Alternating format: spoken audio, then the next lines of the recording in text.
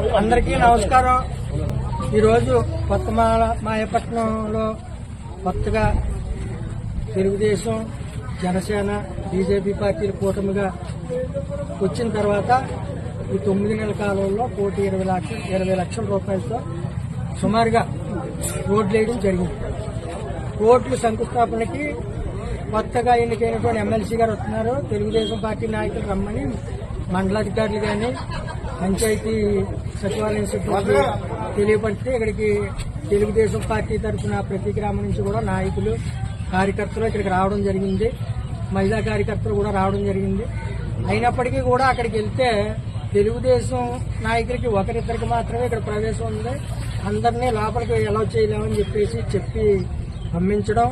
అక్కడ కనీసం మా నాయకుడు అయినటువంటి చంద్రబాబు గారి ఫోటో ఎక్కడా లేకపోవడం, మరి ఇవన్నీ కూడా మాకు బాధ కలిగించి మేము కార్యక్రమాన్ని బాయ్కట్ చేసి తెలుగుదేశం పార్టీ కొత్త బిల్లుమాని తెలుగుదేశం పార్టీ బయటికి రావడం జరిగింది.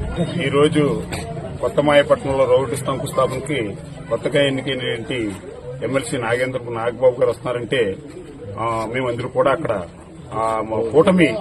కూటమి అంతా కూడా కలిసి దాన్ని సక్సెస్ చేయాలనే ఉద్దేశంతో మేమందరూ కార్యకర్తలు, నాయకులు అందరూ వెళ్తే అక్కడ ఏంటంటే చూడగానే అక్కడ ఫ్లెక్సీలు, పోలీస్ గేట్లు లాంటి 2 గేట్లు వేసి ఒక ఫ్లెక్సీలు పెట్టారు. ఆ ఫ్లెక్సీలో చంద్రబాబు లేకపోవడం కార్యకర్తలు చూశారు.